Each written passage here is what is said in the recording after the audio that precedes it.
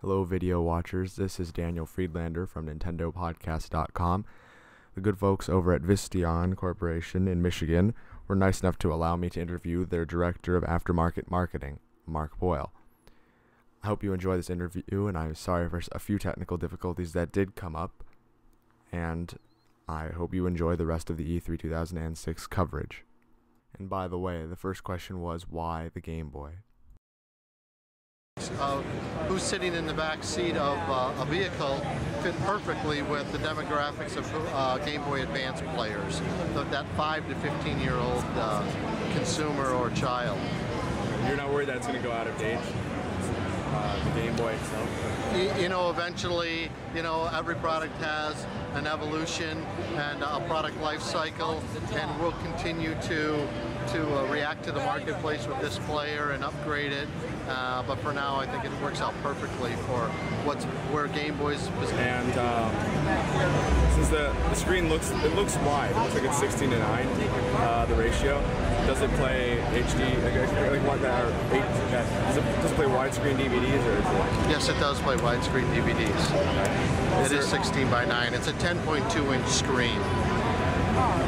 Is there? How much it is? If you guys not announced it. Well, right now, with the installation, because you have to install the docking station, and usually that's done by a professional. A pretty good DIYer could do it themselves. The player, you get wireless game controller, you get the wireless headphones with it, and you get the 12-volt charger. All that with installation. The manufacturer's suggested retail price is $12.99. Are you guys worried about, since you have wireless, like you said, you have wireless controllers and headphones? Are you worried that people will talk on their cell phones in the car? Would that cause any interference? Or, I don't know, just one of those things. No, there should be no interference whatsoever. Okay. Is it something that? It seems like you can actually take it out of the car? Yeah, that's the nice piece, that it's fully portable. So it docks in the player, or docks in the docking station when it's in the vehicle, and then you take it out, and you can play it anywhere. You can play it on a plane, you can play it in a hotel room, you can play it in your home. Would the planes care because of the wireless controllers? They would just make you turn off. There's a point in time where you can't use electronics. Yeah, but the whole thing you're not supposed to use wireless. So would they? I don't think that should be an issue. Can you link these up like you could with regular Game Boys? Or? Yes, you can. There's a six-pin link connector right by the slot where the Game Boy Advance cartridge goes in. And you can play multiple players then at that point in time as well. Does it work with some of the wireless games like Pokemon, Fire Red, and I don't know the answer to that one. I'd have to ask Jonathan. He's our technical expert. The picture certainly looks pretty good. So. The picture's really strong. Does this play? One thing about something that Nintendo's been doing recently is that with the DS you can't play Game Boy Color games. Can this play Game Boy Color games or just Game Boy games? Just plays Game Boy Advance. Cannot play Game Boy Color games.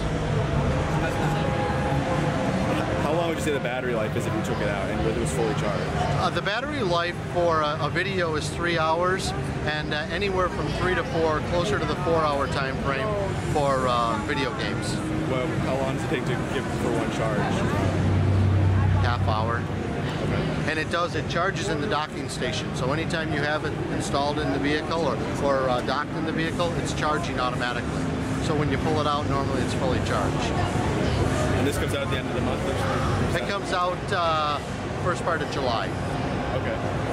So, well, thank you. Thank you. How'd I do? Once again, we would like to thank Visteon Corporation and Mark Boyle very much for allowing us to interview him.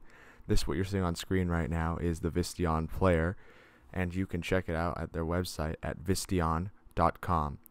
This looks like a really great thing, and I was certainly convinced. I initially thought this wouldn't be quite what I was expecting. However, I was very impressed once I saw the actual device. Thank you very much to Mark, and good luck to the rest of Visteon, and I hope all of you podcast listeners enjoy this video.